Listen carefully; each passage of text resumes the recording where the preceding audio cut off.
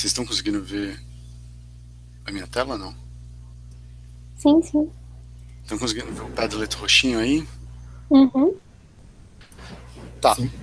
Bom, então, gente, boa tarde para todo mundo, sejam todos bem-vindos. Quem estava na outra, parabéns, você já é um campeão por ter voltado, ter conseguido voltar, né?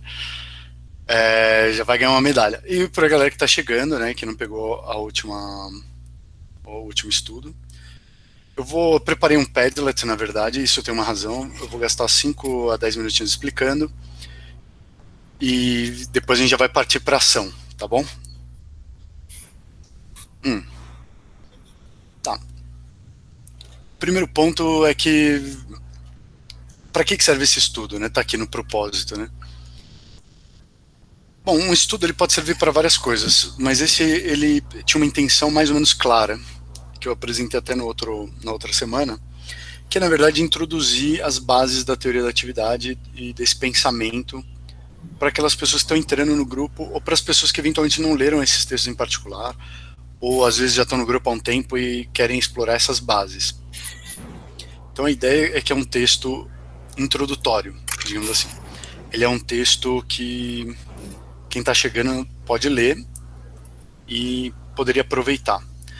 O que significa isso? Que tanto o primeiro texto, que foi rapidinho, né, 6 páginas, quanto esse que é mais longo, ele é um texto que tem camadas, né? Então ele tem a primeira camada, que é você ler, beleza, entendi, ele está fazendo uma crítica ali à escola, mas ele tem uma outra camada, que é uma parte mais baixa, que às vezes você fala, bom, o que exatamente ele está fazendo, por que ele está falando isso aqui, parece tão óbvio, e aí você vai ver e tem um pouco de, vamos assim, substância filosófica, né? Você cavou, aí achou petróleo, vem tudo na tua cara, que é um pouco da dialética.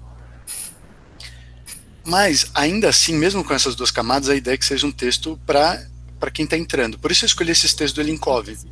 Tanto que, né, se você pegar a apresentação, os slides ou coisa assim, você vai ver que tem vários outros textos do Elinkov, né, que tratam, inclusive, diretamente sobre a teoria da atividade. Diretamente sobre o problema do ideal, sobre o problema da contradição, o problema do... Só que, eu diria, o Elinkov nem é um escritor que escreve tão difícil, mas é um texto que está um pouco mais avançado porque ele está tratando de aspectos mais filosóficos. Então eu peguei esses dois textos que são um texto sobre a escola, e que o Elinkov, que é um filósofo, está se dispondo a pensar a escola a partir dessa discussão com a teoria da atividade, lembrando que ele vai se envolver com a teoria da atividade lá nos anos 70.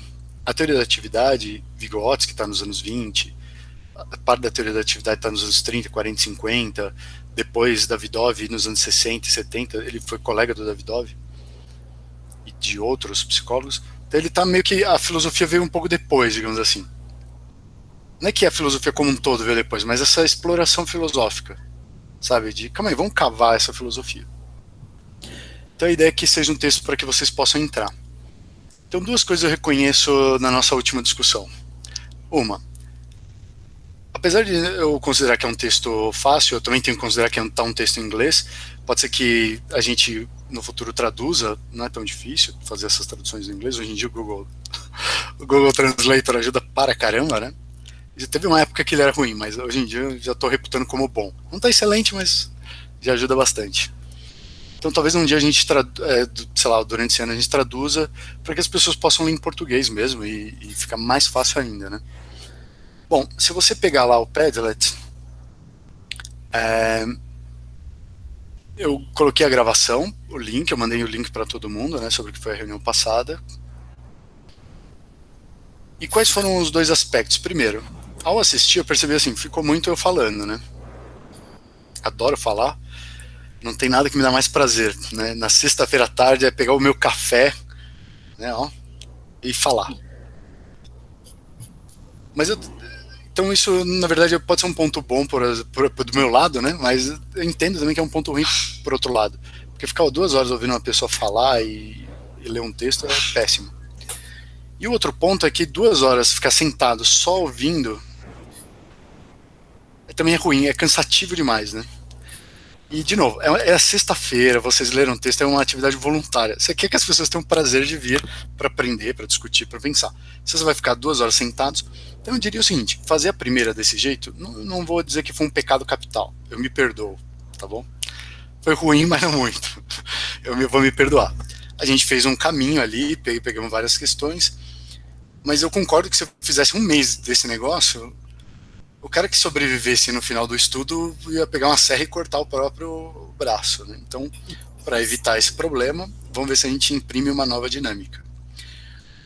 Quando você pegar lá o Padlet na parte de baixo aqui, que eu estou olhando, eu tenho uma coisa que eu gosto do YouTube, que eu demorei um tempo para descobrir como é que faz, mas depois eu vi que é muito simples, que é em vídeos muito longos você consegue colocar esses capítulos, né? Então, logo depois que a gente acabou, eu fiz um esforço mental aqui de, tá, quais foram os capítulos da nossa discussão? Os pontos, né? Parece que a gente divagou muito, mas quando eu olhei os pontos, me pareceu justo, não foi uma discussão tão ruim. Tá? Por quê? Quais foram os pontos? Eu vou ler. Foi uma apresentação inicial, essa apresentação foi um pouco mais longa, 40 minutos. Os slides eu também mandei, é para você usar aquilo, ler e tal, por isso eu deixei o texto todo lá no slide, não é porque eu imaginava que vocês iam ler comigo ali, mas para ter mais como referência, né? Que são textos do Vygotsky e outros do Linkov. Nós começamos pelo pensamento e conhecimento, não é? Não foi esse o primeiro ponto lá que ele explora no texto? Pensamento e conhecimento. Aí a gente foi para aquela pergunta, será que existe alguma coisa chamada pensamento crítico? Será que existe essa coisa? Será que existe uma coisa chamada trabalho colaborativo, diálogo? Que foi sobre um comentário que o Léo colocou logo no grupo, em seguida a gente foi para esse lado. Se você ver, a gente ficou aqui talvez até mais tempo nessa questão uns 15 minutos, depois problema da linguagem, ficamos mais uns 20 minutos, aí positivismo, né, o problema que o Lincoln faz uma crítica, né, à linguagem, positivismo, existencialismo e ontologia, ficamos 20 minutos, pensamento e dialética, ficamos também mais uns 20 minutos, problema e contradição, ficamos mais uns 10, um pouco mais de 10 minutos, e essa perspectiva, ela se aplica na escola de hoje? Foi a pergunta final do Maurício. O Maurício gosta disso, de colocar essas perguntas cabeludas no final. Quando a gente já está querendo desligar, ele, opa, mas calma aí. Então ficamos mais uns 10 minutos nisso e fechamos com a organização mais uns 5 minutinhos. Se você pegar o vídeo, você vai ver que ele está espaçado mais ou menos igual. Então a gente gastou mais ou menos 15 a 20 minutos em cada um desses pontos. E a vantagem de ter capítulo é que você não precisa assistir tudo. Você pode clicar no capítulo e ele vai lá para aquele ponto. Por isso, eu acho que a gente não fez uma barriga muito grande, né? Nós não nos perdemos muito, a gente conseguiu se manter nos pontos do texto. O ponto é que o texto também tem pontos muito diferentes, né? Cada um desses itens, cada um desses capítulos, poderia ser uma palestra, poderia ser um curso, inclusive. Né? Só esse problema, só para você ter uma ideia, tem uma amiga que está dando um curso justamente sobre isso. Pós-modernismo e existencialismo, né? Que é essa questão do positivismo, do existencialismo e da ontologia, né? O Lukács tem 2 tomos sobre isso, que foi o que a gente discutiu. Então, assim, cada ponto desse daria uma palestra.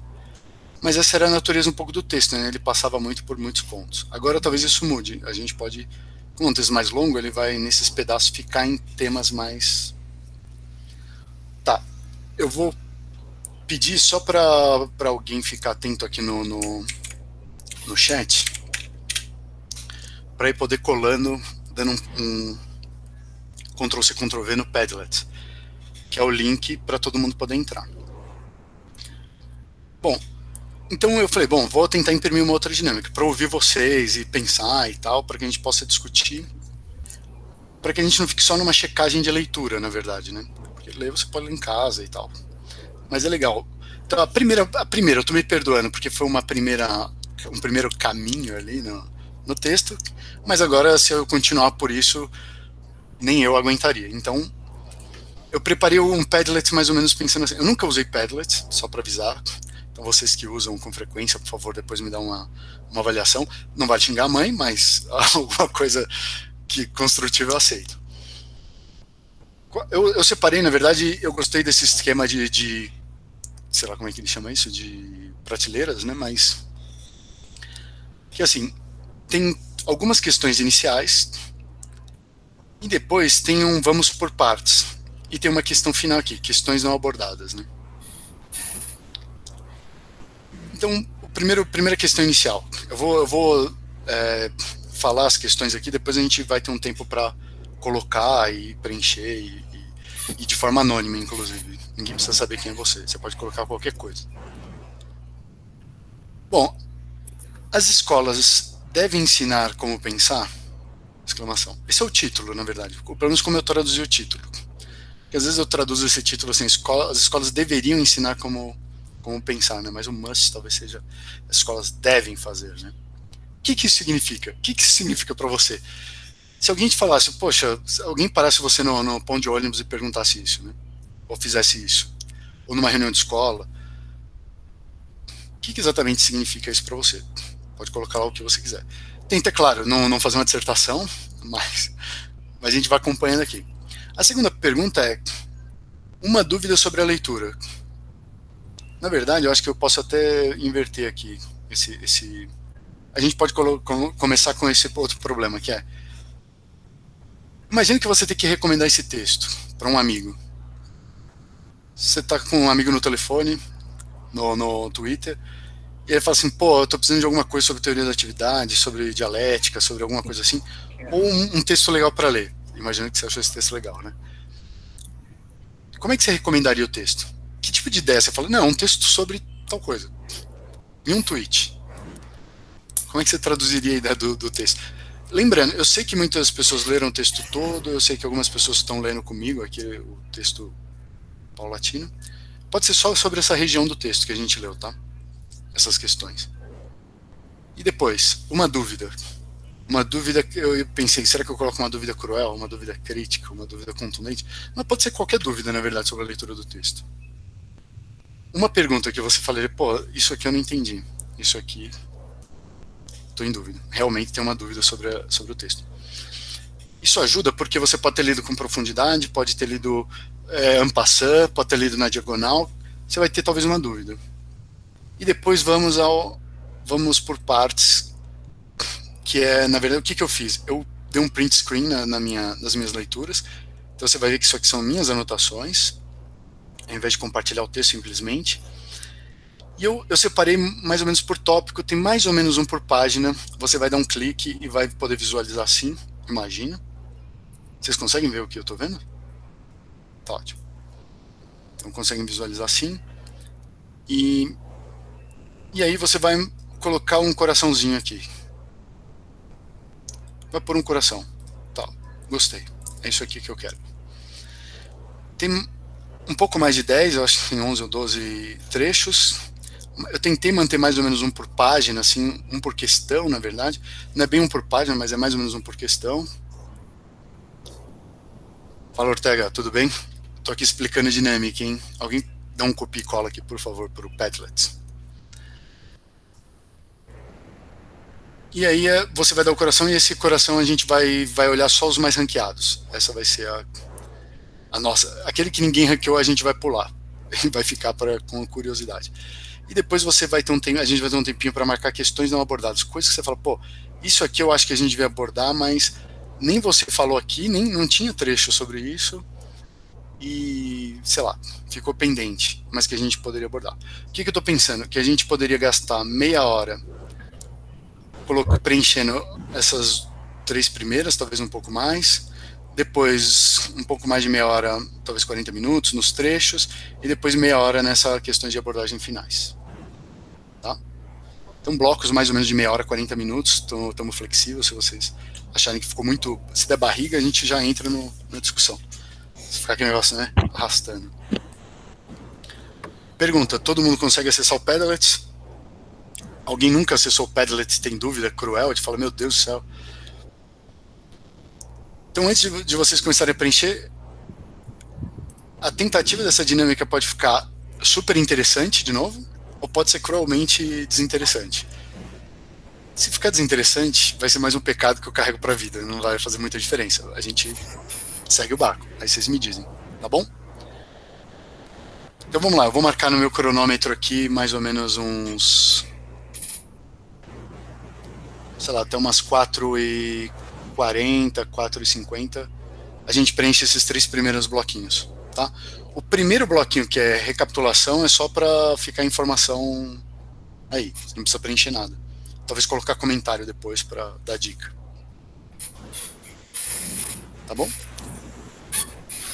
Vamos lá? Todo mundo preenchendo os 3 primeiros blocos, todo mundo consegue entrar? Tem alguém com dificuldade? Tá ótimo. Então vamos lá.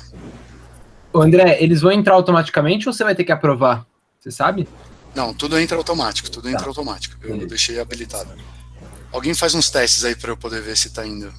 Ah, alguém tá preenchendo. E é tudo anônimo também, viu? Em princípio deveria ser. Então, gente, pode escrever à vontade, hein? Sem medo de ser feliz.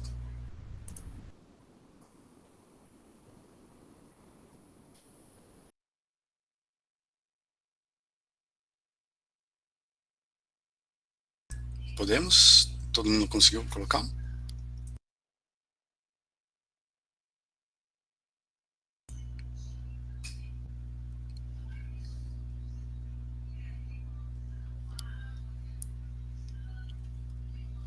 Bom, tô assumindo que todo mundo conseguiu preencher as 3 colunas. Tinha alguém preenchendo já as questões não abordadas. E colocou uma questão, eu puxei para cá. Espero que não tenha problema. Depois a pessoa pode puxar para lá de novo se não ficar abordado. Vamos começar? O que vocês acham que significa? Quem pode ler para a gente aí? Vai. Vamos começar pelas primeiras. Vamos começar a compartilhar. Vamos ler a primeira coluna e vamos começar uma discussãozinha só sobre o significado do que é o título do texto, né? Vamos começar por ali.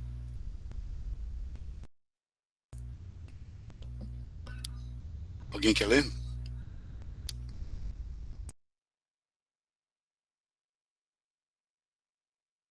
Eu posso ler, se você quiser. Não tem Boa, problema. Gabriel, não deixa o professor na mão isso aí. O silêncio constrangedor, ele me pega bastante, entendeu? Então, vamos lá. Vou ler o primeiro aqui, então. Acredito que ele queira dizer que pensar seria colocar o conhecimento em movimento, relacionando com outras áreas, e não só decorar ou exercitar sempre os mesmos procedimentos.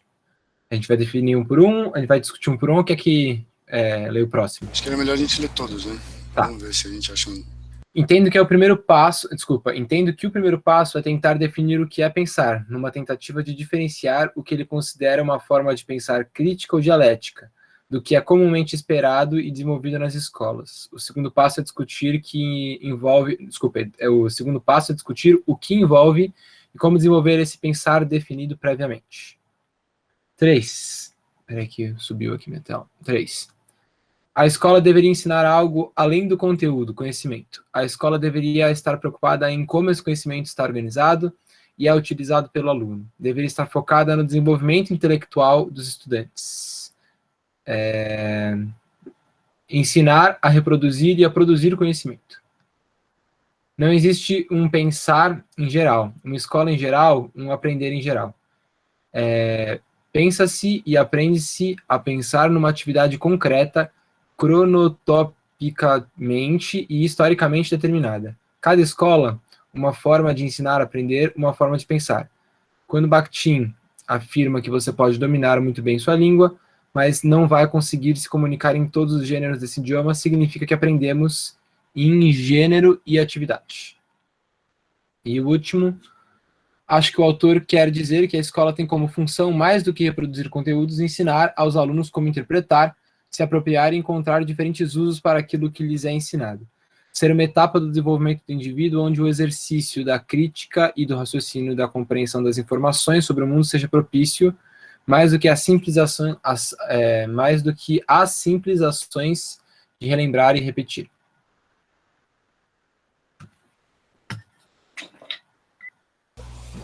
Boa, no fim eu tô vendo um alinhamento numa parte grande aqui das questões. Não sei se vocês viram a mesmo que eu. Até coloquei uma pergunta, né? Será que o texto faz isso, né? Porque precisa definir talvez o que é pensar. Será que o texto faz isso? Será que ele define o que é pensar criticamente? Aqui...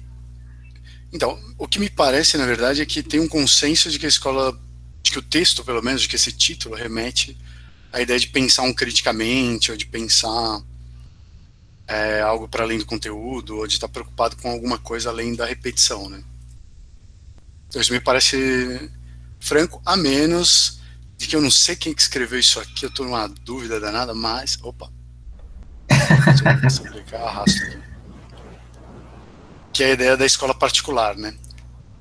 Que é, será que isso é uma negação da tese do texto? Uma pergunta, né?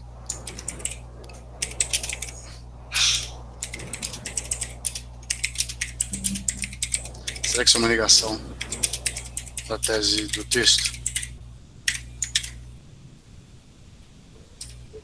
De que as escolas deveriam... Uma pergunta, alguém quer responder isso? Será que isso aqui é uma negação? Talvez eu O fato possa... de não existir... Pode falar, Gabriel. Talvez... Não, é o Maurício. Talvez eu possa colaborar para agravar a questão, que é o seguinte, né? É meio batido nos dias de hoje uma ideia de que a inteligência, a cognição é uma coisa ampla, né? Ela se manifesta de várias formas, né? Essa ideia surgiu um pouco para bater na ideia do lógico formal, né? Do QI, né? Das ideias de QI e tal. Mas é uma ideia que é vigente hoje, né? É muito fácil ver gente, né? Talvez alinhada até uma perspectiva mais pós-moderna, né? De que o pensamento, existe um espectro de qualidades, né? Do que é ser inteligente e tal. Então, quando ele propõe essa questão, ensinar a pensar, eu não sei como fica essa questão em relação a esse tipo de ideia, entendeu? Porque, realmente, então, a pergunta é se existe uma generalização, né, desse sentido de saber pensar.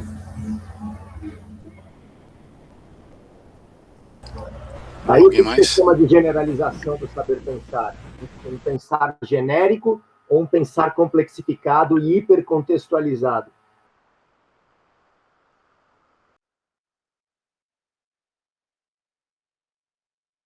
O nosso conceito de generalização é a hipercontextualização e não o abstrato, a simplificação, o genérico.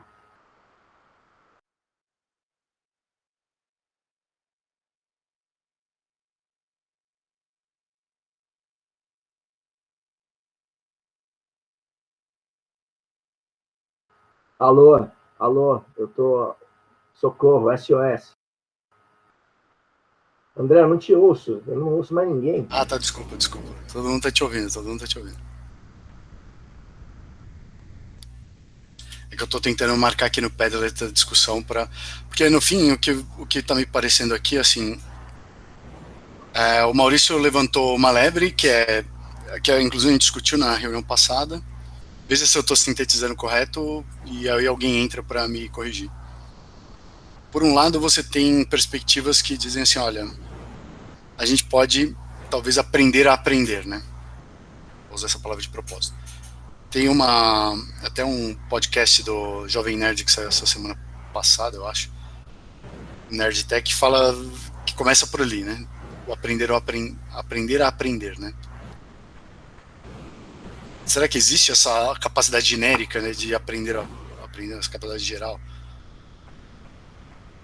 Existe, mas qual o sentido de falar nela?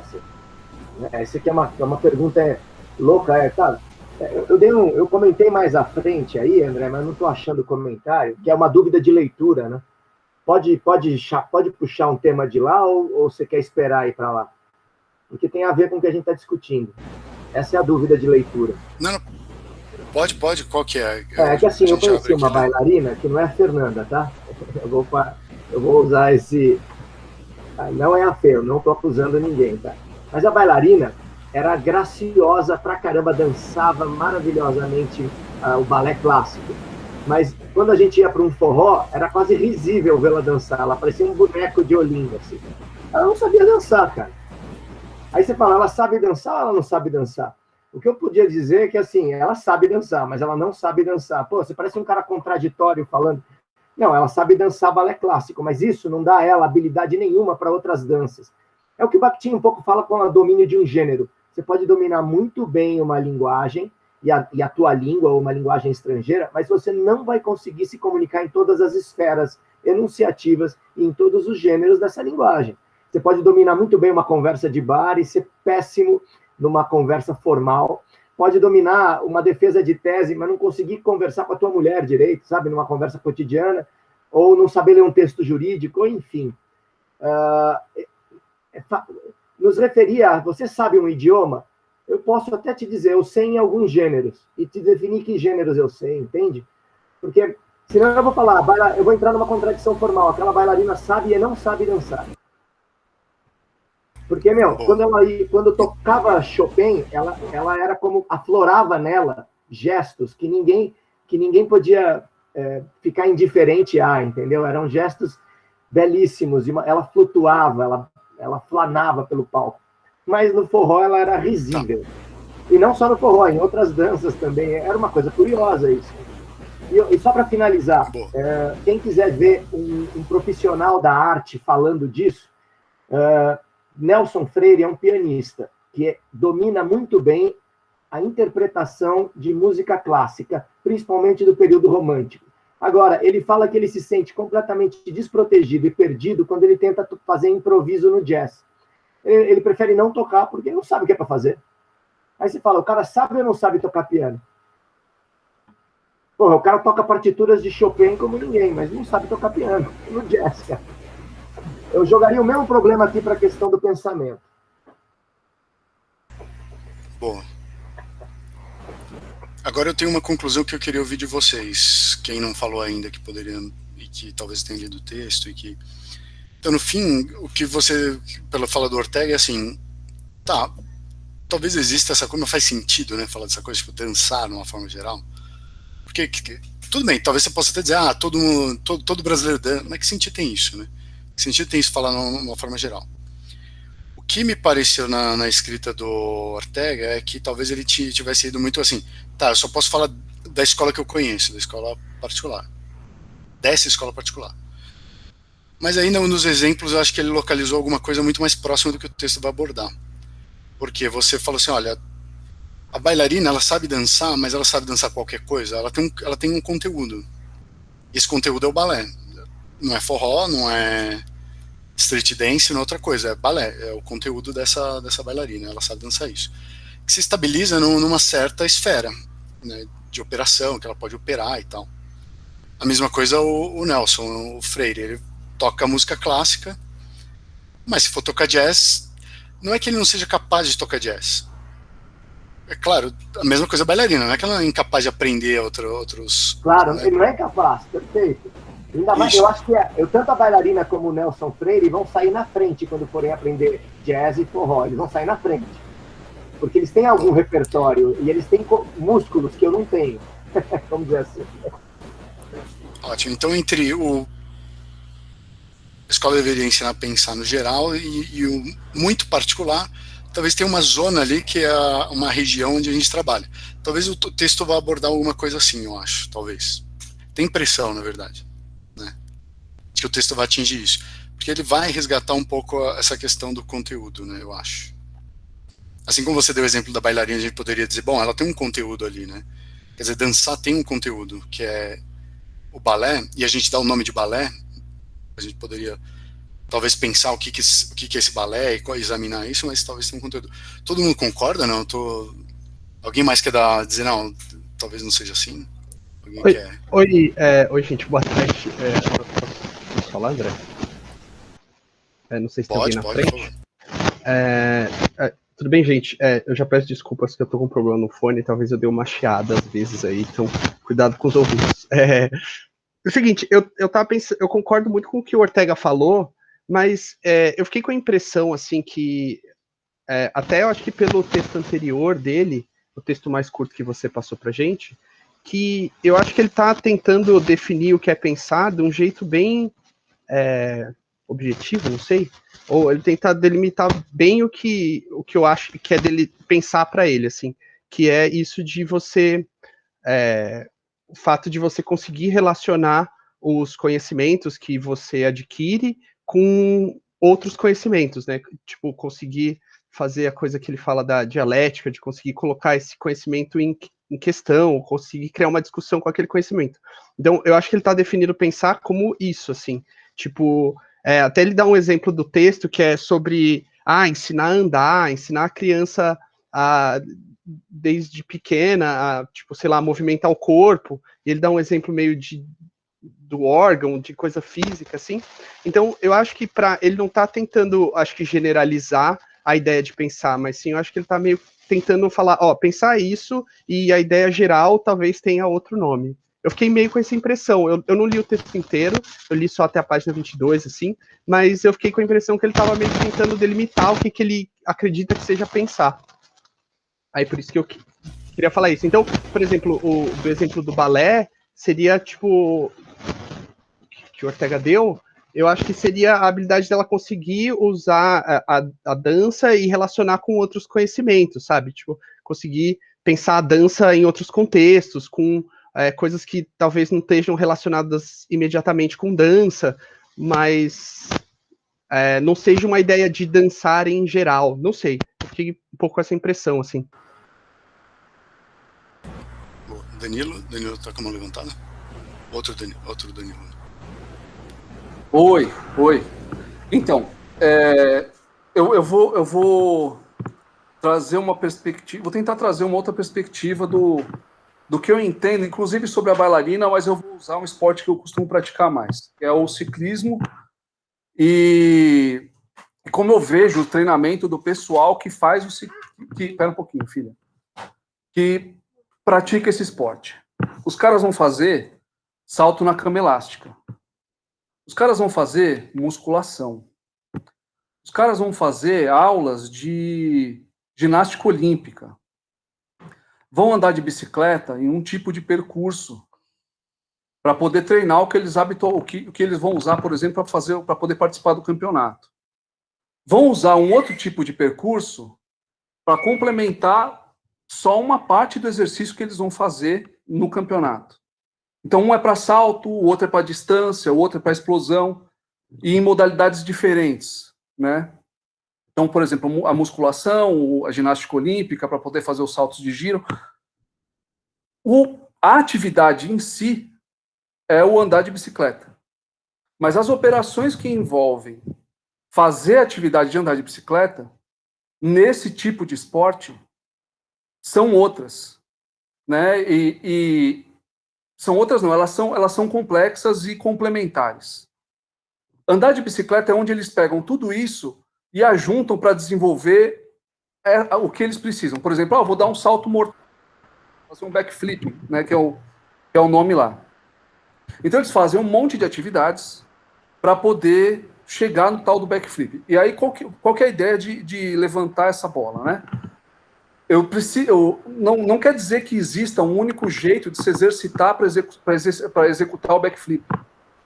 Mas você precisa pensar nas operações que vai desenvolver, quais são as mais adequadas para a sua forma de viver, para a sua cultura, para o seu espaço, né, de acordo com o ambiente que você vive. Tem gente que vai aprender a fazer o backflip só na pista, tem gente que vai fazer o backflip só na pista de terra, né? Tem gente que vai fazer o backflip na piscina de espuma, cada um de um jeito diferente, de acordo com os recursos que tem. Tem gente que vai fazer isso com uma bicicleta grande, tem gente que vai fazer isso com uma bicicleta pequena, tem gente que vai fazer isso com uma prancha de snowboard, né? Então, todas essas atividades, elas se complementam para ajudar a constituir uma forma de fazer. E isso vai facilitar, de repente, para ele virar e falar que vai fazer um outro exercício. Não quer dizer que vai dar resposta imediata. Eu quero, a partir de agora, como eu falei, o cara está andando de bicicleta, ele vai falar, vou andar de skate. E agora eu vou fazer um backflip de skate. Não está garantido que ele vai conseguir fazer o backflip de skate. Mas ele já tem alguma base para isso, ele já tem alguma referência, por exemplo, de como posicionar o corpo, do que é preciso de movimento de perna para poder executar tudo isso. Então, essas experiências do pensar no fazer, né, no contexto, elas ajudam a constituir não é o pensar, mas são formas complementares de relacionar as experiências para poder executar uma atividade, né? Acho que, eu não sei se eu tentei ser claro, mas não sei se for o suficiente. Danilo, diga. Danilo, é louco porque você está falando de todo o background que o cara que faz manobras radicais na bike precisa ter, né? Para poder fazer a manobra radical. E você então fala da parte de trás do projeto. E eu estava com a pergunta lá na frente. Uma vez considerando que essa bailarina, né, faz todo o background, ela faz inúmeras ginásticas, ela tem domínio corporal, ela está apta a dançar em todos os gêneros de dança? A hipótese é, que ela está apta, mas ela vai ser desengonçada em vários deles, porque os exercícios que ela fez foram para domínio de um certo gênero, de um certo repertório, né? Aí eu perguntaria, quantas formas competitivas existem de bike? Tem o triatlon, tem a bike olímpica, tem o cross, que você desce, tem a bike de montanha, tem um monte, né? Será que esse cara, com todos esses exercícios, se daria bem em todas essas formas de manifestação da bike? Porque na tua argumentação isso me leva a pensar que, claro, ele tem chance, o corpo dele está treinado para isso. Mas eu acho que se você puser ele numa competição muito característica, que é aquela que você tem que atingir velocidades limites terminais na descida de uma montanha, ou bike cross, ou triatlon, será que o corpo dele está pronto para isso? Então, né? Mas aí você está levando... Calma aí, Danilo. Tem gente com a mão levantada. Você está falando de uma ponta da corda, eu estou falando de outra ponta. Zé. De fato, a minha bailarina está pronta, mas ela não está, né? A Hanna e depois o Cristiano. Bora. Eu não tô com a mão levantada, André. Eu não tô te escutando, Hanna. Tá muito baixo, eu acho. Ela falou que não tava com a mão levantada, não. Ah, então é só o Cristiano, então. Desculpa.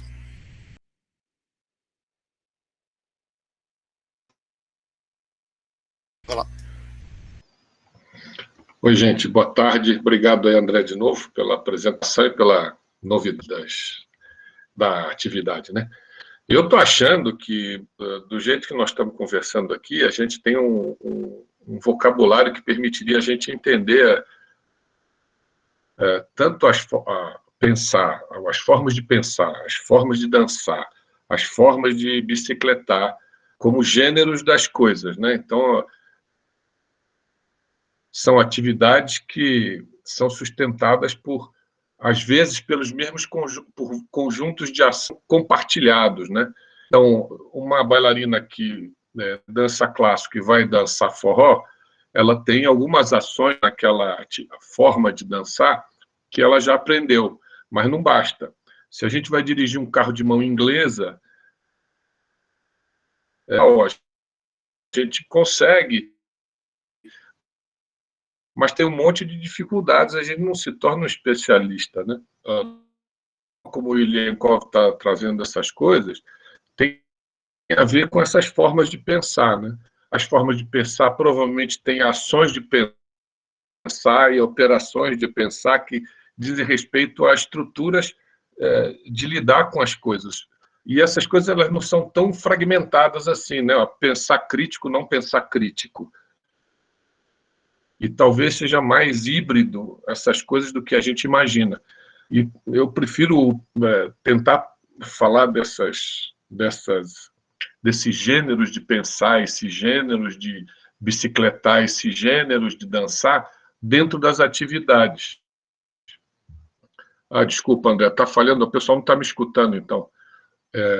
Eu prefiro pensar tudo isso dentro de uma atividade, porque essa atividade me dá uma direção sobre aquilo que eu estou falando. Se a minha atividade é dançar forró, os forrozentos vão dançar melhor do que a bailarina. A bailarina talvez dance melhor do que quem nunca dançou na vida, porque ela já tem alguns modos de ser que permitem a ela fazer isso, né? Então, eu acho que, inclusive, pensar aqui, criticamente, está ligado a uma atividade bem específica que é a escola, né? A um determinado tipo de conhecimento, a um determinado objetivo de formação, né? Então, acho que ajuda a pensar qual é a atividade em que está inserido e quais são os objetivos que tem lá, né? De modo que, frente àqueles objetivos, certo conjunto de ação, elas ajudam aquele objetivo de maneira mais fácil ou mais eficiente, ou sei lá do que a gente queira falar. Bom, para mim falhou um pouco, Cristiano, mas eu acho que a maioria entendeu. Vou fazer assim, Gabriel, Persic, depois a gente volta para seguir aqui no quadro. Tá, eu fiquei pensando um pouquinho sobre o que vocês falaram, o Cristiano falou do pensar crítico, eu acho que surgiu também aí no Padlet, mas eu fiquei em dúvida se o ensinar a pensar ele está ligado a esse pensamento crítico ou se ele está mais ligado a um processo metacognitivo, né? Porque quando vocês falam que o ciclista ele aprende outras coisas para fazer aquilo, então ele sabe que ele tem que fazer o backflip lá, eu não entendo nada disso, mas fazer o backflip na piscina lá com umas coisas que não vai machucar, e depois ele faz em outro negócio, ele tá no final tentando entender como aprender, né? E se esse ensinar a pensar tá ligado a um processo metacognitivo da pessoa, né? Ou se tá ligado a pessoa conseguir criticar. Eu acho que são coisas bem diferentes, né? O pensamento crítico e esse processo metacognitivo. Eu fiquei um pouco em dúvida em relação a isso. Eu não consegui chegar numa solução, né? E eu fiquei um pouco em dúvida também em relação ao que o texto quer dizer com intellectual culture, que ele fala da assimilação individual, e aí, enfim, eu não consegui chegar numa conclusão. Se alguém conseguir me ajudar, eu ficaria bem contente. É isso. Boa, Persic. Cara, eu tô... Boa tarde, tudo bem? Tenho saudade de vocês todos aí. Faz tempo que eu não entro nas reuniões, mas eu vou tentar acompanhar agora o grupo aqui. E, cara, eu tô pensando ainda, tô tentando estruturar minha linha de raciocínio, não tenho nada, assim... Eu concordo com o Ortega, eu concordo nas questões... eu não, enfim, não consigo. Calma aí, deixa eu pensar, depois eu falo. Tá, não, beleza, não tem problema. Depois você pode entrar e comentar, não tem erro. Bom, vamos lá para o próximo bloco, ver como é que as pessoas resumiram aqui o texto. Se ela tivesse que recomendar... Alguém lê aí para mim, por favor? Quem que vai ler? Tô vendo um monte de gente aí. Vamos lá, gente, quero ouvir vocês. Posso ler aí? É o recomendar esse aí? Você quer que coisa esse? Isso, lê para mim esses sequência de tweets aqui, vamos lá. Calma aí, só um minuto, Ortega, fala alguma coisa para ver se está baixo. Alguma coisa para ver se está baixo. Para mim está um pouquinho baixo. Está baixo? Putz, melhorou um pouco? Alto, melhorou? Melhorou um pouco, eu acho que dá para... 1, 2, 3. Alô? Boa, vamos lá, vai. Bom, ao recomendar o texto a um amigo, como você resumiria a ideia em um tweet? Uma investigação filosófica, porém acessível sobre o que seria ensinar a pensar. É uma crítica à escola contemporânea com olhar no desenvolvimento intelectual dos estudantes. É um misto de crítica e de proposta de solução para uma educação e, consequentemente, uma escola que desenvolva o que podemos chamar de pensamento crítico. Por enquanto, não recomendaria. Uma análise sobre o papel da escola e o reconhecimento que a aprendizagem é contínua e se concretiza por caminhos diferentes. Acabou? Acabou. Boa, acabou. Então, uma das coisas que voltou aqui, que eu anotei, é que voltou o pensamento crítico, né? Eu acho que isso é uma coisa curiosa. Eu particularmente não lembro de, ao ler, ele ter citado esse termo, né? Mas é um termo que meio que é recorrente, porque talvez a gente esteja fazendo alguma vinculação interessante, não sei. Enfim, certamente parece ser uma crítica à escola, né? Forma acessível de pensar. Alguém achou algum outro núcleo aqui? Quando eu comecei a leitura, André, eu estava meio imbuído da ideia do Newton Duarte, né, que é um cara da teoria da atividade e esposa de um radicalismo que me agrada, apesar de ser um realista, mas eu esperava uma crítica às pedagogias do aprender a aprender. Das pedagogias em que independe do conteúdo, né, você é uma máquina de aprendizado flexível para qualquer caso, né? Então eu estava muito imbuído nessa ideia, que eu custei a peneirar no texto, pelo menos nas 6 primeiras páginas que eu li, né? Eu não sei mais para frente. Mas eu gostei muito de que esse texto começa a fazer uma crítica à ideia de um ser que aprende como máquina, por meio de algoritmos, né? Você não é uma... Existe um aprendizado por algoritmos? Existe. Muito do que a gente faz no ensino vestibulesco está dentro do que o Pozzo chama de algoritmo sobreaprendido, né? Ele faz uma crítica ao operacionalismo dessas formas de aprendizagem. muito do que a Freire aponta nas pedagogias do repetir, da educação bancária, operam por algoritmos, né? Aqui alguém até comentou isso. Então, eu comecei a ver o texto sinalizar para isso. Para não caracterizar... O texto pede para que a gente não caracterize o biológico como uma máquina de aprender em geral, né? Boa. Que é uma formulação, ele pelo menos aponta uma crítica à formulação piagetiana. Só uma finalização. Quando você fala, o aluno está... Outro dia estava tendo essa discussão lá no Band, né? Porque a gente trata de assuntos de termodinâmica no primeiro ano, e os caras falaram assim, né? O aluno não está preparado para aprender isso ainda. Para Vygotsky, para Piaget, significa que ele não maturou o pensamento abstrato, o que eu acho uma bobagem. Como é que Vygotsky responde? A natureza da nossa mediação está suficiente para esse aprendiz? Né? Então, assim, ensinar termodinâmica para um garoto de 13 anos, a nossa mediação é suficiente? Porque o Vygotsky acredita numa plasticidade. Brunner, que era o cara mais radical e que transitou pelo piagetianismo e pelo vygotskianismo, ele falava, eu posso ensinar qualquer coisa em qualquer idade. Ele era radical, ele falava isso de forma irônica, tá? É que agora parece que eu estou sendo leviano, mas ele estava ironizando os caras que estavam falando, não, só dá para aprender essa coisa em uma determinada etapa da sua vida, quando você tiver desenvolvido as operações abstratas. E ele falou, não, o cérebro humano é muito mais plástico do que isso, vamos dizer assim. Então, esse texto, para mim, ele ataca essa ideia de uma maturidade biológica, essa ideia de um momento em que você vai poder aprender a pensar, de certa maneira, ele faz isso, né? Tá. Eu vou para o Maurício e depois eu vou para as perguntas e dúvidas de leitura. Não, olhando essa questão geral, né, da Twitch, né, e que aparece a questão da crítica à escola, né? Agora, o que eu achei curioso é a contemporaneidade da crítica, né? Há quanto tempo atrás ele escreveu isso, né? E é uma coisa que, de certa forma, a gente percebe até hoje, né? Esse reprodutivismo, né? Essa forma morta, né? Talvez para lembrar o Newton Duarte também, né?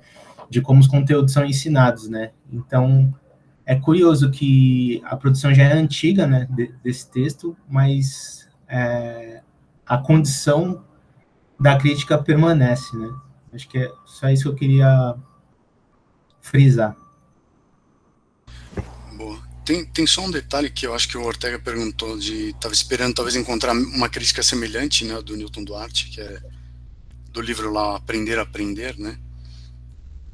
Mas essas formas de aprender a aprender, essa ideia de que você pode aprender qualquer coisa meio que descolada, como o Newton Duarte está colocando, eu acho que elas ganharam força nos últimos anos só, nos últimos 20 anos talvez.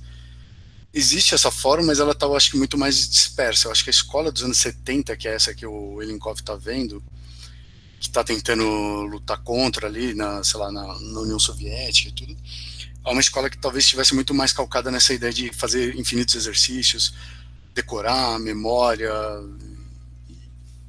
Talvez fosse isso, né? Talvez isso estivesse mais presente pelo menos na visão ali do Elinkov como filósofo, né? Talvez. Mas é verdade, eu acho que em certa medida ele é bem contemporâneo. Podemos ir para as perguntas? Vocês querem... Bom, vamos para as perguntas, porque senão a gente não chega nos trechos, né? Primeira pergunta, até que página que era para ter lido o texto? Não sei quem perguntou, não tem problema. Até a página 22, esse era o nosso combinado, mais ou menos até a página 22 do texto, que é a página 14 do PDF. Isso ficou muita dúvida no e-mail, eu tentei colocar sempre que eu podia, colocar esse aviso. Mas beleza. O que seria um lazy educator? Parece Tabajara, né? Tipo, lazy educator. Não fica muito claro para mim no texto quem seriam os educadores preguiçosos. Eu imaginei que seriam os professores que trabalham majoritariamente com modos de ensino por repetição. Tipo Kumon, provavelmente a pessoa fez Kumon, mas não sei se isso seria preguiçoso. Tô com medo de sortear alguém para responder essa. Alguém quer comentar? Alguém que ainda não... Fala, Maurício. Não, é que essa crítica aliás, esse adjetivo, né, lazy educator veio logo em linha com o que ele estava falando em relação a considerar o intelecto, ou a capacidade intelectual, como uma característica biológica, né? Então, eu acho que é lazy nesse sentido também, né? Que na medida que eu culpo a natureza pela inabilidade ou habilidade da pessoa, então isso me desobriga ao processo de investigação do aprender a pensar, né? Então, acho que é preguiçoso nesse sentido também.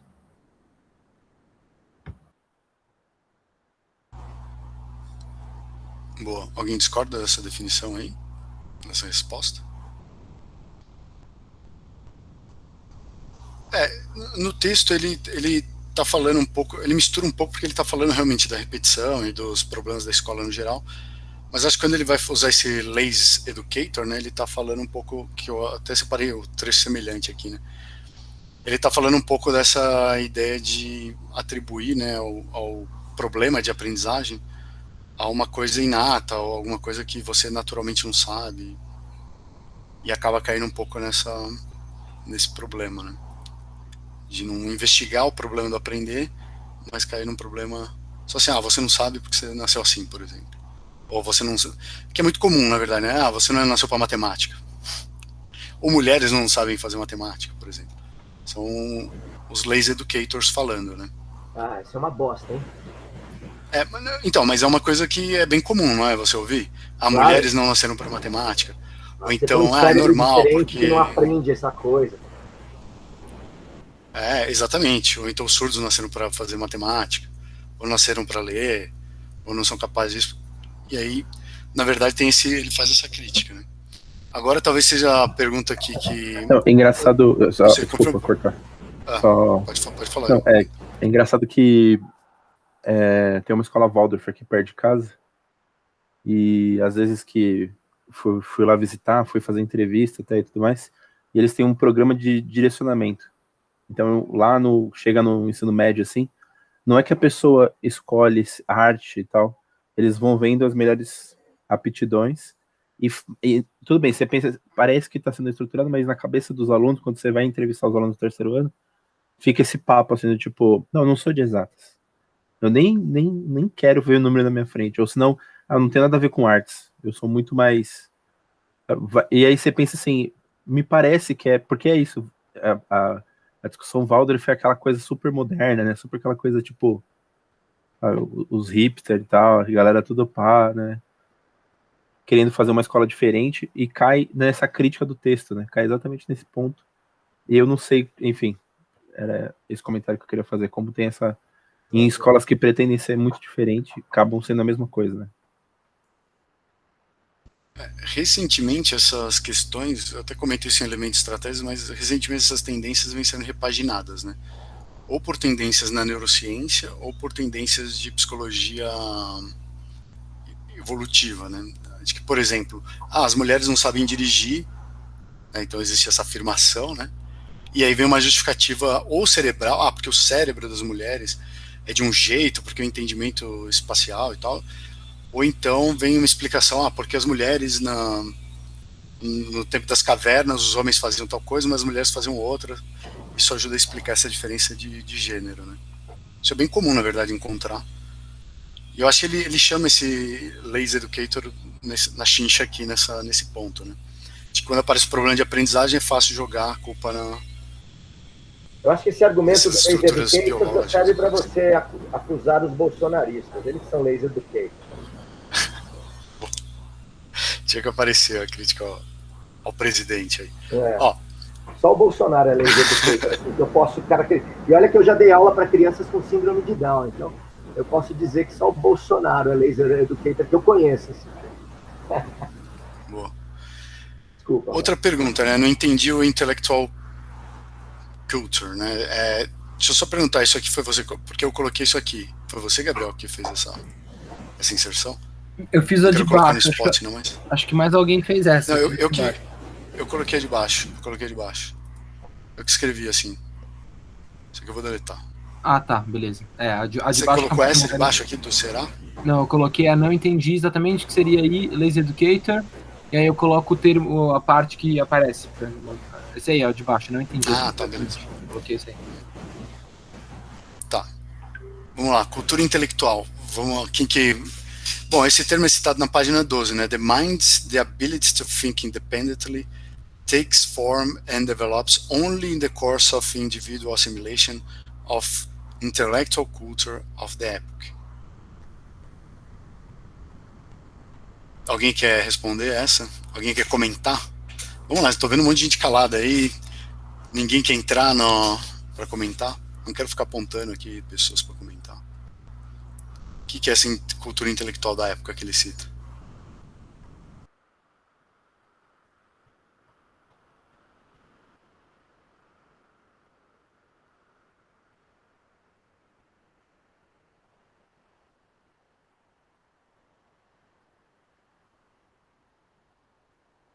Chama o neófito. Não quero ficar apontando aqui. Fala você. Aula de elementos.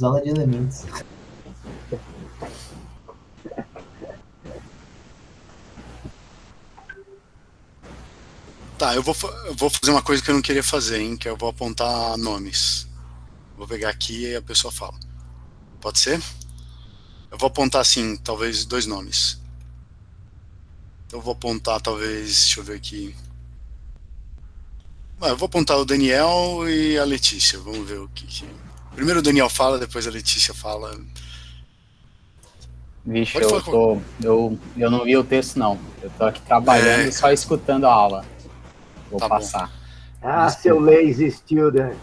Eu acho que essa é a resposta, velho. Já tava E nessa hora o Daniel, ele desligou a câmera, não sei se você percebeu, foi rapidinho, assim, na hora. Eu fiz de propósito porque ele desligou a câmera, cara. Eu vi ele desligando a câmera e falei, então eu vou pegar o Daniel.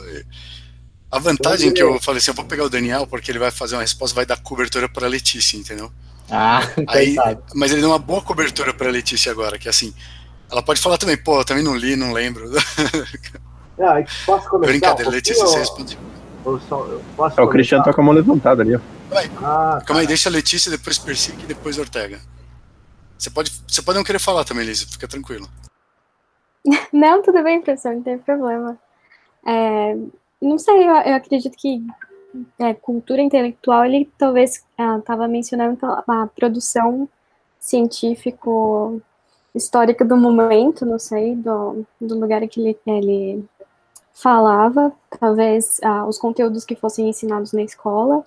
Eu imagino que ele se refere a isso, a toda essa porção de conhecimento que estava sendo produzida na época. Boa. Acho que eu tô concordando contigo. Acho que tem a ver com isso, tem a ver com o horizonte histórico, né? Dizer, daquela vida intelectual que está disponível para o sujeito na época, né? Não tem como... Vamos lá. Na verdade, pela lista aqui está Cristiano e Ortega. Então, eu ia falar, mas a Letícia falou tudo que tinha para falar, então eu acho que é isso mesmo. Que é essa ideia de que eu acho que tem um certo conhecimento, que estou aqui lendo o texto da Hannah, clássico, né? Que você pode falar assim, olha, era a intelectualidade da época, tinha um certo... Essa cultura desse conhecimento culto da época, né? Entre aspas. Estou imaginando, né?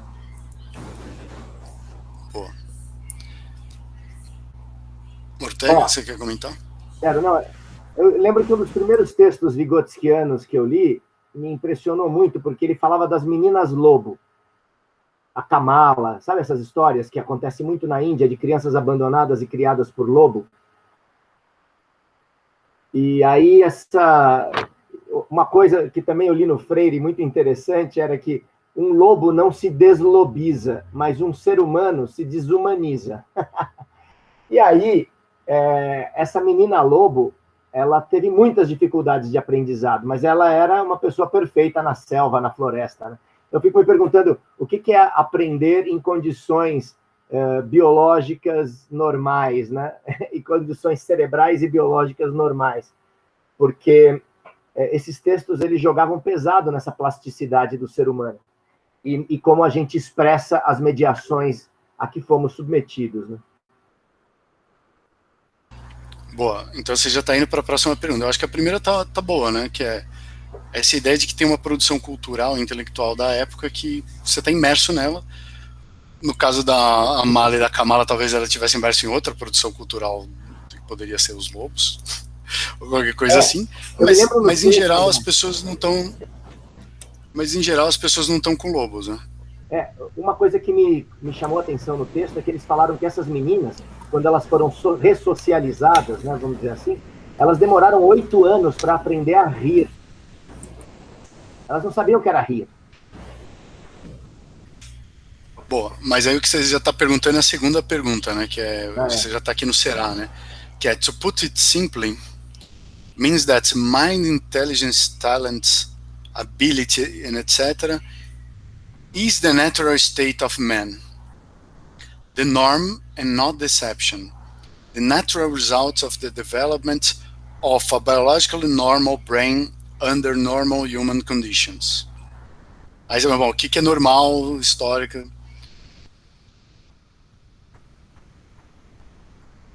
Tá, eu sei que foi você que fez a pergunta, Ortega, então eu vou fazer assim, alguém quer comentar antes de você explicar a pergunta? Qual, alguém André? quer se arriscar? Qual? Eu não sei se foi você que fez a pergunta, mas você que já moveu a pergunta, né? Que é essa aqui, será? O que significa normal conditions, né? Isso. Mas eu queria só que alguém tentasse... Vamos ver se alguém fala.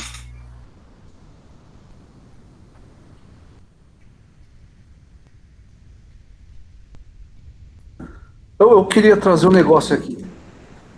Porque eu atualmente eu leio essas coisas, eu tenho muito pensado quem é a pessoa, né? Quem é o man aí no caso.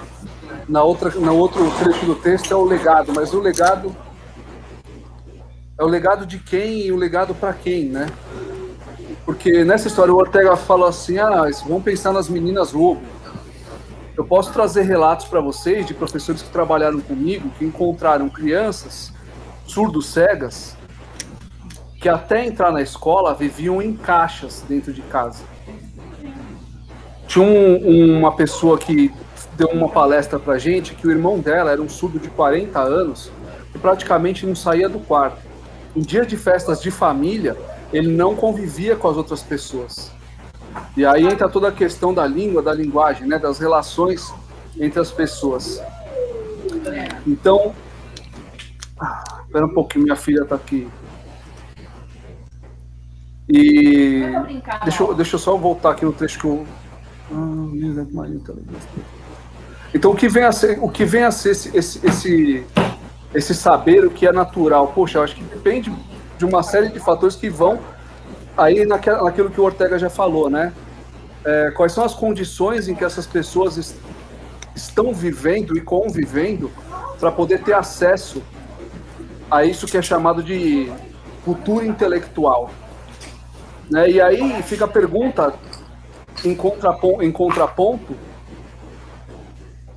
existe uma cultura que é intelectual e que é um legado.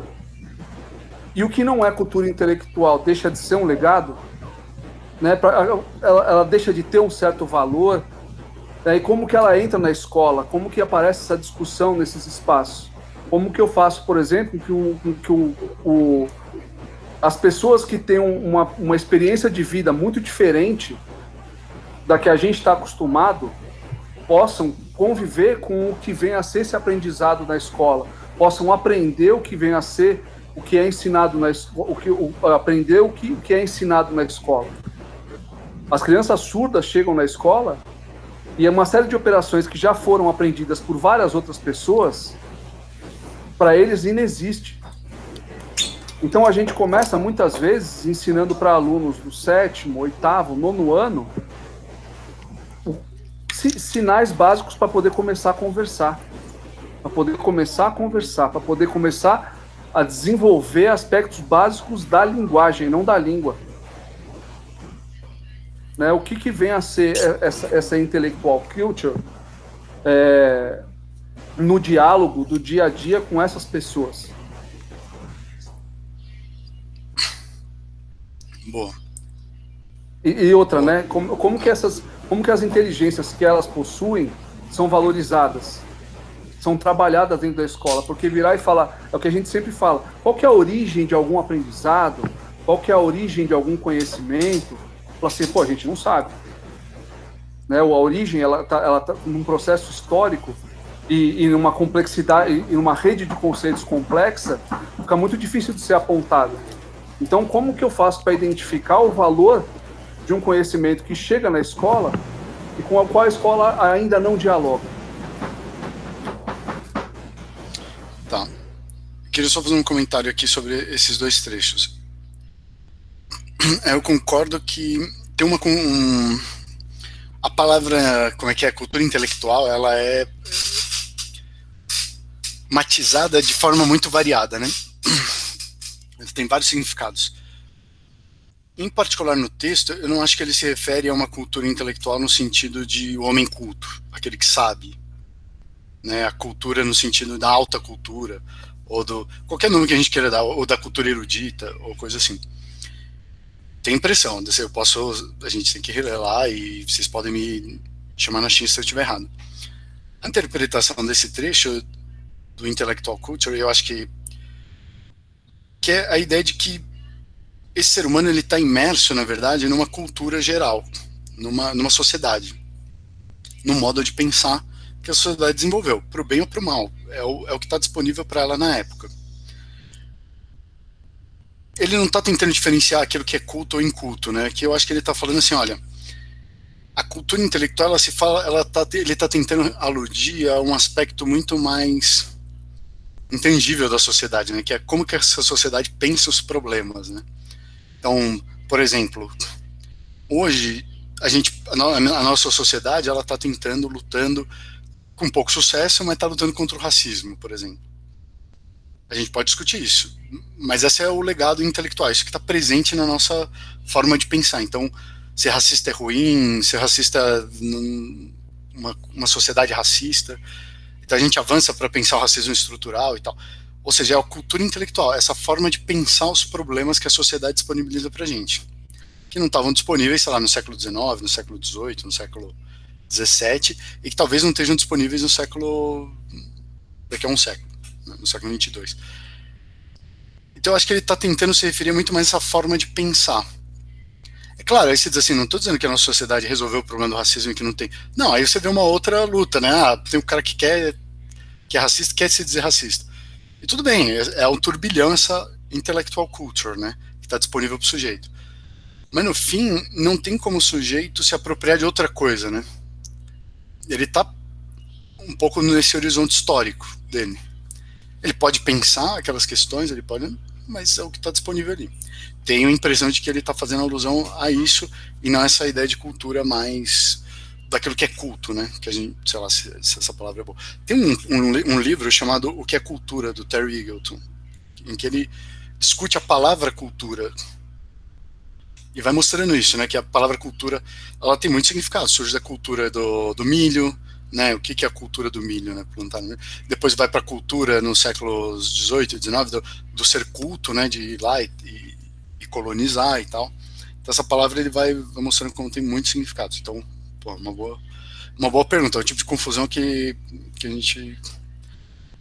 E a outra pergunta que eu achei interessante, que é assim,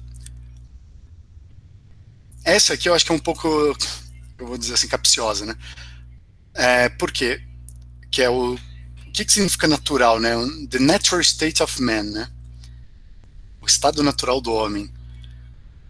Não sei se vocês já viram um programa no YouTube do Sputnik, não sei, deve ser Sputnik, não lembro. Que eles pegam trechos, por exemplo, trechos do Marx, trechos do Hitler, sei lá, ou trechos do Marx, trechos do... E aí eles vão apresentando e a pessoa tem que descobrir quem falou aquilo, né? E do Roosevelt, por exemplo. Ou do Churchill, né? Texto do Stalin, texto do Churchill. Aí, quem falou o quê? Aí a pessoa vai e sempre erra, né? Aí a ideia deles é mostrar assim, tá vendo? Ó, você achou que sabia como a pessoa pensava, você não sabe. No final, a única lição que a gente tira disso é, quando o trecho é muito isolado, a lição que a gente tira não dá pra tirar conclusão nenhuma de um trecho muito curto, né? Fizeram isso com frases misóginas do Lula e do Bolsonaro recentemente. Aí você achava que era o Bolsonaro, era tudo Lula. Aí no fim tem uma ideia assim, bom, o trecho é tão compacto que não dá pra... Um pouco acontece, eu acho, com esse trecho, porque aqui pode parecer, se a gente ler só o trecho, fica parecendo que ele está advogando por um estado natural do homem, né? Não, o homem tem um estado natural em que ele está pronto, sei lá, alguma coisa tipo o meu Rousseau, né? O homem natural, o estado natural, alguma coisa assim. O ser humano natural. Quando, na verdade, o que ele está fazendo é um pouco o inverso. Ele está fazendo uma crítica às perspectivas que colocam a ideia de que existem pessoas que são capazes de aprender, e aí me corrija se eu estiver errado, que eu não estou com um texto completo na frente, né? Mas que são as pessoas que são capazes de aprender e outras não. Por exemplo, o Ilinkov, ele lidou muito com os surdos cegos, né? Naquela experiência do Mesheriakov. Então o que ele está tentando combater é a ideia de que o ser humano, alguns nasceram para aprender, alguns são para aprender, outros são para fazer. Alguns são para aprender, outros são para fazer qualquer coisa. E aí recobra uma discussão que é a ideia, eu diria até, nesse ponto até socialista, eu colocaria talvez do Lenin, que é a ideia de que todo ser humano é capaz de aprender. E de que a educação deveria partir desse pressuposto, de que todo ser humano tem essa capacidade, é capaz de aprender. Esse é o princípio. De que o ser humano está pronto para aprender. Então, tudo que o ser humano já produziu, eu sou capaz de, em alguma medida, absorver. Eu sou capaz de aprender aquilo. Então, se o cara desenvolveu a física quântica, eu sou capaz de aprender física quântica. Eu sou dotado dessa capacidade. Todo mundo é dotado. Os surdos, os surdos cegos, os síndromes de Down, todo mundo, todo ser humano é capaz de se apropriar dessa intellectual culture. Tudo bem, você pode dizer, tá bom, então tá meio mal colocado, porque ele coloca o natural state, né, do homem. Para explicar esse natural state do homem, talvez eu precisasse entrar um pouquinho numa coisa um pouco mais subterrânea, para dizer assim. Tem um porquê ele usar essa palavra, né? Tem um porquê ele dizer a ideia do normal brain, né? A ideia do cérebro sob condições normais e tal. Mas eu não sei se vale a pena a gente avançar muito aqui nisso. Que é até uma discussão que eu estava tendo com o Cristiano lá um tempo atrás sobre a formação cultural do cérebro. Eu vou fazer assim, eu vou pro Maurício Ortega, pode ser? Pode ser, Ortega? Maurício Ortega? Posso inverter aqui? Pode. Eu esqueci de abaixar a mão, desculpa, gente. Então tá. Maurício, Hanna e depois... Se você quiser falar, você não... Maurício, Hanna? Então eu queria ouvir esse subterrâneo que você tem, porque a minha questão bom, tudo bem, eu vou falar. Fui eu que fiz a pergunta, né? E esse que é o problema para mim, que... né, posto que nenhum de nós nasceu descolado de relações, né, então qual é o estado, né, qual deles é o estado natural, né? Esse que é o meu problema, né? E justamente porque, não sei, às vezes sei lá, talvez eu tenha uma percepção talvez falsa, mas que assim, a gente meio que se condiciona a determinados comportamentos mesmo, né, e às vezes não muito virtuosos, inclusive, né, então, não sei, assim, me pareceu perdão da palavra, me pareceu um pouco ideal, né, esse trecho, né, e justamente por causa disso. Então, gostaria de saber justamente desse aspecto subterrâneo, que para mim está, pelo menos, nesse trecho escamoteado. Boa. Hanna? Eu tenho uma pergunta que eu não coloquei no Padlet porque eu não terminei de ler o texto, então não sei se ele fala sobre isso mais pra frente. Mas está relacionado com... Hanna, tá um pouquinho baixo. Posso pedir só? Tá um pouquinho baixo, eu não tô conseguindo te ouvir direito. E o pior é que eu acho que é problema do meu computador que tem o som baixo. Eu não consigo melhorar. Tá. Eu tô ouvindo. Fala, eu vou tentar... você tá ouvindo? Será que é o meu? Tá bom, então. Pode falar, eu... Também tô ouvindo bem. Tá. é relacionado com essa questão de que todo mundo pode aprender. Porque no final da página 12, ele fala que depois de uma idade fica muito difícil, sei lá, entre aspas, reverter qualquer prejuízo que você tenha feito ao cérebro do indivíduo. E ele também fala que uma das maneiras mais confiáveis e efetivas de prejudicar o desenvolvimento do cérebro é pela memorização formal do conhecimento.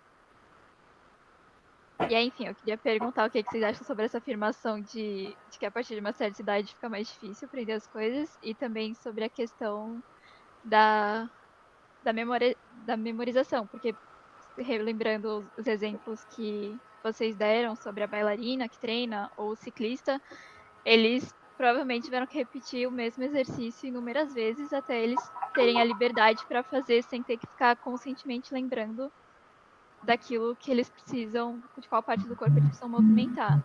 Eu também não entendi essa colocação dele no texto. Boa. Danilo? Então, eu acho que eu vou entrar nessa mesma seara da Hannah aí. Porque eu fico pensando sempre nisso, né? Fala assim, o Estado... Quando eu comecei a pegar algumas coisas, porque é a parte da minha discussão, né, de entender o uso do sujeito, da pessoa, do indivíduo como referência para desenvolver as discussões, né? E no ano passado, eu trouxe um texto para a gente discutir, e eu não vou me aprofundar nele, mas eu vou tentar citar ele de forma que fique clara, mas ainda assim superficial, tá? Sobre a questão do ser humano numa relação de interdependência. Teguita, fecha o seu microfone, que você está tocando musiquinha aí, tá? Desculpa, mano. Eu achei que estava fechado. Numa perspectiva de interdependência, ou seja, em algum momento da vida, né, a gente vai depender de outras pessoas para poder conseguir fazer necessidades básicas, seja no início dela ou seja no final. Tem pessoas que vão viver assim para sempre, sempre com um nível de dependência. Algumas com um nível de dependência muito alto, em qualquer estágio da vida, e algumas com um nível de dependência um pouco mais, não tão alto quanto outras, mas também ao longo de toda a vida. E aí, quando eu vejo esses textos assim, eu sempre tenho a impressão de que o cara está falando numa perspectiva de humanidade, ou seja, de todo mundo. Né? A humanidade, de fato, tem pessoas que são capazes de aprender qualquer coisa. E tem gente que vai ter muita dificuldade para aprender o mínimo necessário até para se relacionar. Seja por alguns... eu não quero colocar, independentemente da questão que faz com que ela viva essa condição. Porque ela é dependente, e isso é um outro ponto. Né? É sempre dependente de alguma coisa, sempre está em alguma relação. E aí, quando o cara fala isso, e quando eu ouço falar isso, qualquer um é capaz de aprender física quântica.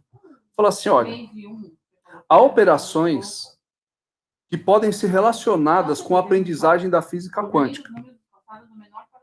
Para muitas pessoas, elas podem se tornar ações, podem podem entrar em redes mais complexas. E tem pessoas para quem essas operações não vão passar de operação, vão ficar sempre no nível mais complexo do desenvolvimento, né? O que eu chamo de operações para mim, e de repente para ela vai ser a atividade. Para ela vai ser o nível mais complexo de relacionamento, de uma experiência, de um momento, de ações, operações e tudo mais.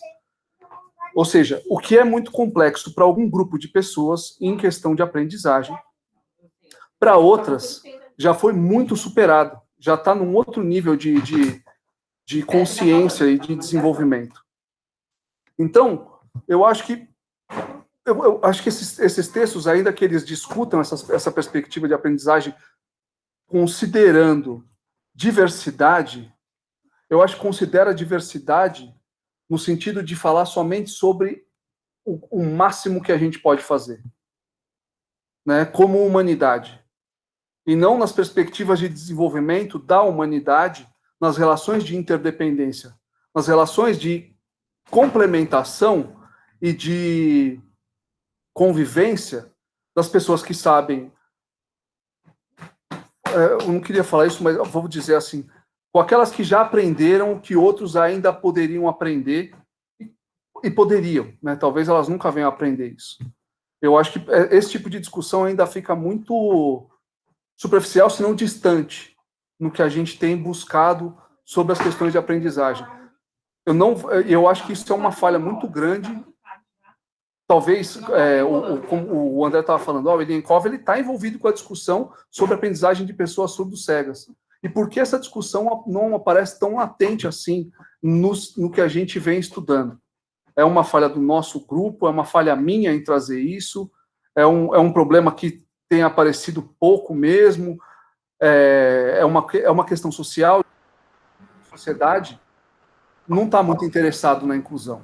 Para nós não é uma coisa muito relevante. A gente ainda deve manter um certo parâmetro limitado de quem vai ter acesso e de quem não vai. É isso. Tá, eu vou fazer uns comentários, depois eu passo para o Cristiano. Eu queria, na verdade, a última parte ficou pendente, que é vamos por partes, né? Que era a ideia de que a gente poderia dar uma lidinha aqui nos trechos e depois seguir, mas dado que já é quase 5h40, eu tô achando que a gente não vai conseguir resolver isso agora. Então a gente vai deixar esse pedaço aqui por fazer. Ou pelo menos a gente pode avançar um pouquinho nele, eu não sei se vocês conseguem ir lendo enquanto eu falo, porque pode ser que fique duas tarefas malucas, né? Na verdade. Só para dar o coraçãozinho e falar, putz, isso eu queria discutir ainda hoje. E a gente pega o que tiver mais aqui. Eu só queria passar rapidinho, porque são 3 perguntas, né? Da Hannah, o do Maurício, da Hannah e do Danilo. O do Maurício. Maurício, o problema subterrâneo, na verdade, não é tão discussão com o Cristiano recentemente, eu vou traduzir como é que foi a discussão, Cristiano. Que assim, o Cristiano vira e fala assim, olha, o cérebro isolado, ele não serve de nada. Aí eu falo assim, bom, não existe o cérebro isolado, isso é uma contradição em termos, né? Não tem essa ideia de cérebro isolado. Eu falo, não, mas como não? Depois que nasce, a mãe joga fora ou a criança, o que acontece? Há uma ideia de que esse cérebro que se apresenta, né, que a gente está chamando de cérebro isolado, que a gente está fazendo uma brincadeira com os neurocientistas que querem o cérebro num jarro, né? Essa brincadeira. Os neurocientistas querem o cérebro num jarro, né? Essa ideia de que o cérebro que se apresenta ali, que você vai jogar fora, ele, na verdade, é produto de um desenvolvimento. No útero da mãe, né? Porque teve que nascer, mas também um desenvolvimento na história humana, né? Que não é só biológico, é um desenvolvimento que é entrelaçado por questões culturais e sociais. Então, aquele cérebro que se apresenta, ele é um cérebro social, ele é um cérebro humano, né? É isso que ele coloca, a meu ver, como a questão do desenvolvimento cerebral, né? Falar todo cérebro no seu estado normal. Quer dizer, todo cérebro humano, ele traz nele, pelo menos em potencialidade, esse desenvolvimento. Ele não está fora desse desenvolvimento e aparece o cérebro e agora vamos socializar ele, né? Não é assim, saiu da mãe, agora vamos socializar o cérebro. Ele vem de uma história de socialização da espécie humana e da história humana, né? Esse é a perspectiva dele. Então, quando ele critica, então isso aqui está por baixo, eu não queria me alongar muito nisso. Então, quando a Hannah fala assim, mas ele fala que o cérebro pode ser danificado por repetição. Claro, ele está pensando, a meu ver, né, a minha leitura do texto, ele está pensando, na verdade, numa criança, ou num indivíduo, ou num sujeito, que nasce numa história, mas continua nessa história, né? Então, todo mundo pode aprender? Sim, todo mundo é capaz de aprender. Segundo o Ilienkov, todo mundo é capaz de aprender, todo ser humano é capaz de se apropriar dessa história humana, né, desse intellectual culture.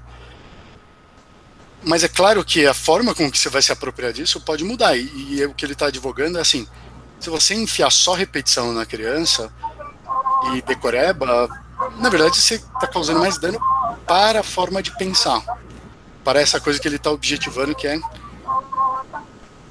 para o thinking, né? Para o thinking independently.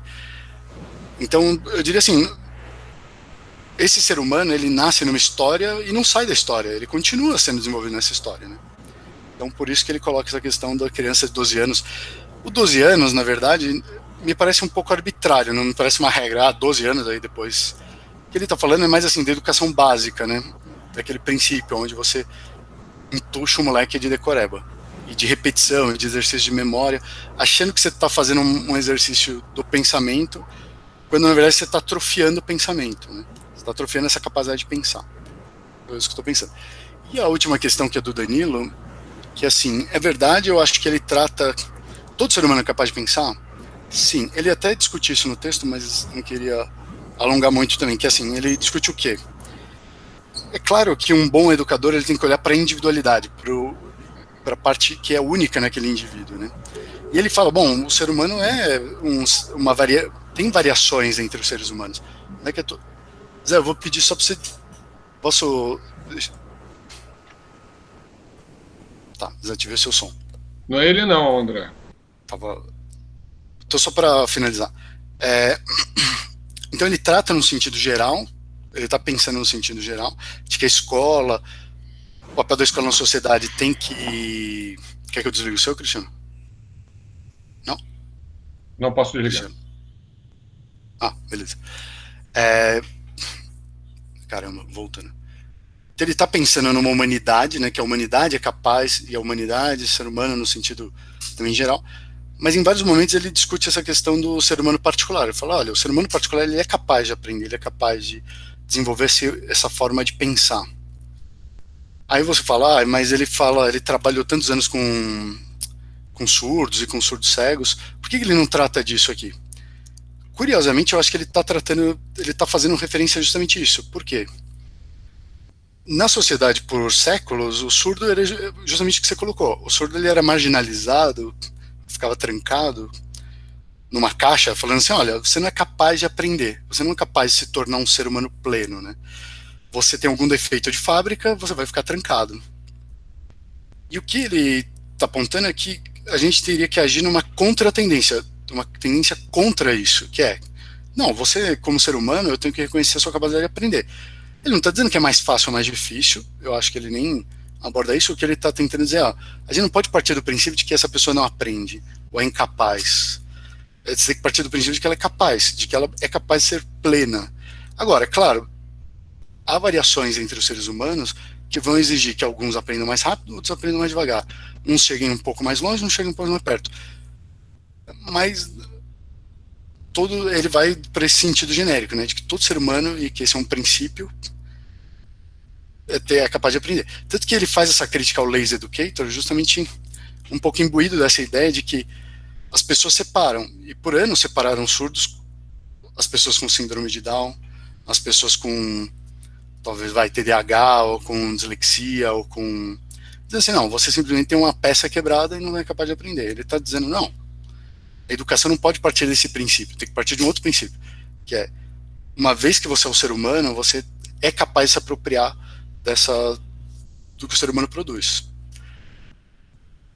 E aí a gente poderia discutir, né, como é que isso se dá. Mas eu não acho que ele fala assim, é fácil fazer. Não acho que ele faz isso. Eu acho que ele está fazendo uma crítica dizendo assim, a gente precisa mudar de direção, né? Pelo menos isso, talvez. Mas beleza, Cristiano, e aí a gente vai pro próximo ponto ali do Cristiano. Oi, tá me ouvindo? Tá me ouvindo aí? Agora eu tô. Então, não, era basicamente isso que você falou, né? Essa discussão que a gente teve, toda vez que vem o cérebro à baila, a tendência da gente é querer dar uma explicação biológica para esse fenômeno individual, né? E essa ideia que você falou do cérebro ser um produto histórico, né, é fundamental da gente entender. Eu gosto de pensar, sempre quando fala da natureza ou do que é natural, eu acho que o Wirth, ele matou a charada falando dos níveis genéticos de desenvolvimento humano. O homem não é só filogênese, não é só ontogênese, não é só sociogênese, nem é só microgênese. É tudo isso ao mesmo tempo agora, né? Então, essa ideia de isolar o cérebro acaba a gente caindo nessas explicações mais biológicas, né? Então, a vida coletiva, ela vai, e aí o Danilo trouxe várias vezes isso, ela vai mostrar que o cérebro ele é um órgão de relação, ele não é um órgão de individuação só, né? E o fato dele ser de relação permite que você fale das condições de aprendizagem. Então, não é que todo mundo aprende porque o indivíduo biológico nasceu humano, né? Aprende dentro das condições de relação que ele tem naquela comunidade que ele vive, né? Isso é que vai permitir a gente saber claramente que, quando algumas pessoas falam, todo mundo pode entrar na universidade. Bom, nem todo mundo entra na universidade, né? Porque não tem condições relacionais daquele sujeito que permitam ele atingir, mas ele não aprende? Ele não aprendeu a fazer aquele tipo de prova, né? Ele poderia ter aprendido? Não, depende das condições dessa gênese social e ontológica do qual ele participa, né? Então, eu acho que é fundamental a gente pensar na natureza, o que é o cérebro natural. Quando eu falo que o cérebro natural ele não serve para nada, um cérebro sozinho não serve para nada, só um cérebro socializado, não é para negar que ele é uma seleção histórico-filogenética, né, dos produtos da relação do humano com o mundo, né? Mas, ao mesmo tempo, na sociedade específica que ele está, se ele não tiver as condições de relação que aquela sociedade tem, ele vai ser um cérebro inútil de fato. Bom, era isso que eu queria falar. Eu acho que e aí, Danilo, acho que a solução é a seguinte, meu caro, é denúncia contínua, né? Inclusive dentro do grupo. Se você acha que o grupo não dá atenção para isso, você tem que fazer essa denúncia contínua, porque é fundamental. Apesar de eu também concordar com o André que o que a gente está falando inclui essa variedade de gêneros, né, dos sujeitos na nossa sociedade. Eu penso que a denúncia é extremamente importante, mas aprender a fazer isso nesses ambientes também é muito importante. Esse é um outro exercício que eu tenho muito precisado aprender a fazer, né? E aí tem que ser que às vezes eu vejo isso nas discussões, em um monte de lugar, eu venho descendo os dois pés no peito. Não é a intenção e eu não posso fazer isso, né? Eu preciso aprender a ponderar isso melhor, porque, como eu trago, né? Eu estou numa condição de privilégio, então eu estou vivenciando um monte de coisas que talvez não seja acessível para outros que estão no grupo, né? Então, quando eu venho falar, eu tenho que lembrar que eu estou falando de um lugar de privilégio. Então, não estou aqui para apontar culpa para ninguém, mas é preciso aprender a enxergar a minha responsabilidade e entender como a minha responsabilidade pode ser relacionada e vista pelos outros aí também, nas suas experiências com alguma similaridade. É isso. Legal. Boa. Minha proposta agora, na verdade, assim, todo mundo conseguiu dar um joinha ali. Você deixar mais uns 2 minutinhos pra gente poder... O que é, joinha? Na verdade, não vai dar pra gente...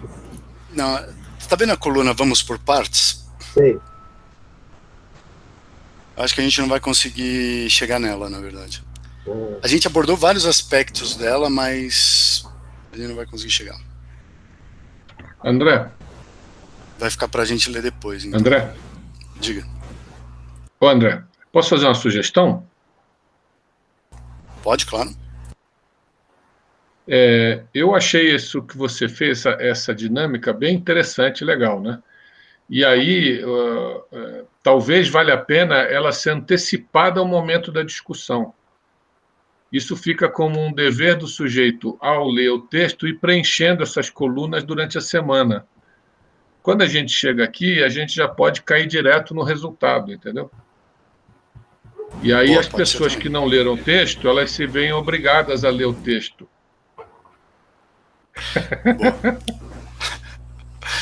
Não, pode. Eu pensei nisso também. Eu não sei se seria uma demanda muito forte para as pessoas, porque aí teria que ler e preencher, né? Essa que é a minha dúvida. Mas se as pessoas... Veja, não foi uma demanda forte essa aqui. A gente perdeu aqui 20 minutos, investimos 20 minutos em produzir aqui comentários, etc e tal. as pessoas podem fazer com mais calma, menos pressão, já que não está identificado, né? Boa. Aí ela não precisa chegar e falar, puxa, não li o texto, e aí não tenho condição de contribuir. Ela pode contribuir durante a semana com calma. Boa. Então eu vou fazer assim, durante a semana a gente acaba de preencher esse, tudo bem? A gente acaba de preencher esse aqui durante a semana. O que significa preencher esse aqui, na verdade? São duas tarefas, né? Dá um cliquezinho aqui no joinha e fala assim, isso aqui eu gostaria de discutir. Aí a gente vai pegar um item só, que é o item mais... Calma aí.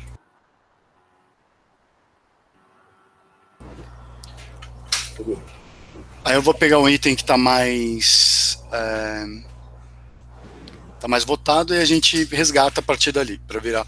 Ao invés de fazer um recapitula desse jeito, eu vou fazer um recapitula assim, ó, essa questão, e depois o pessoal coloca questões que não foram abordadas, que valeria a pena abordar. O que vocês acham? Eu vou montar um novo Padlet e mando para vocês, aí a gente preenche tanto esses dois quanto o novo. Vamos ver se eu consigo. Tudo bem? Boa. Gente, então ficou de tarefa para a próxima reunião. Nós vamos ler até que página? Alguém sugere aí? Alguém que está lendo? Que tá... Eu posso confessar que fui eu que perguntei qual era a página final. Ah? Você que fez a pergunta final? Não, qual era a página final? Calma aí. Vou por aqui, ó. Questões não abordadas.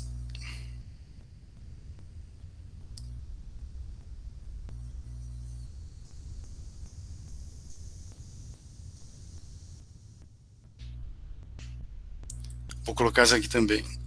Questões não abordadas. Bom. Depois a gente coloca mais coisas que vocês acham que valeria a pena. Dá para colocar comentários também. Gente, tá todo mundo aí ou caí? Estamos aqui. Ah, tá, beleza. Tá. O que eu posso fazer também é assim, dá para colocar comentários nesses, e a gente meio que transformar esses trechinhos aqui num fórum, né?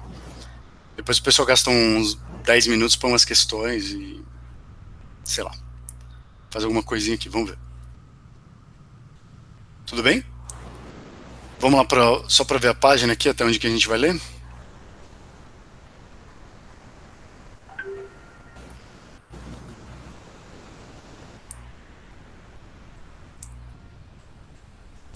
Tô pegando um pouco aleatório aqui. Deixa eu ver. Alguém tem alguma sugestão? Eu acho que, como eu não consegui chegar até a 20, eu vou começar de antes, da 20. Vou começar, sei lá, da 15 até... Não, da 22, né? Eu vou começar da 17, André. Eu li 6 páginas. Tá. Da 17 até a 27. 5, 6 páginas por semana é o que eu tô dando conta. Tá. No geral, as pessoas conseguiriam ler, por exemplo, até a 39, 40? Saiu já o fim do texto. Não. Um pouco menos, vai. Um pouco menos. Minto.